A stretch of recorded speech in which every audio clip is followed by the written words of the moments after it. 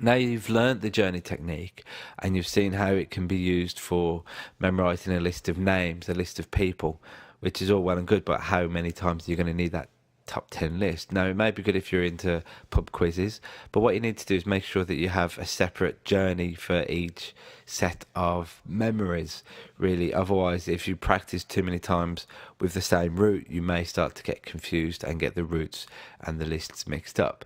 But it's not just useful for remembering 10 names. You can do it for a to-do list, so you can visualize each step of your route around the house as an activity that you need to carry out that day. And so you can remember what you need to do by running through that journey to find out what you've missed off.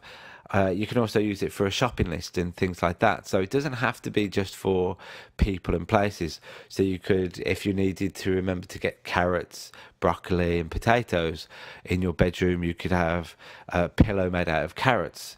And on your hallway landing, you could just have a bed of broccoli flowers. And then your bathtub could be full of potatoes.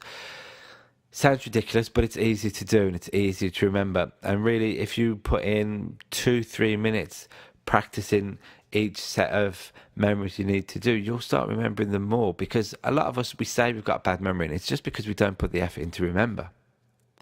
If you put the effort in, you will remember. And the journey method is a great technique to start practicing.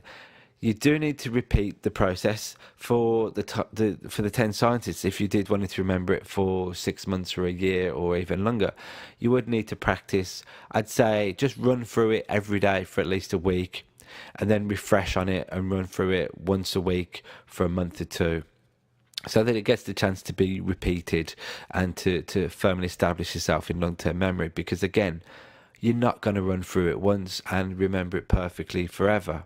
It's an exercise to practice. With more practice, though, you will become more competent and you will be able to remember things quicker and more effectively.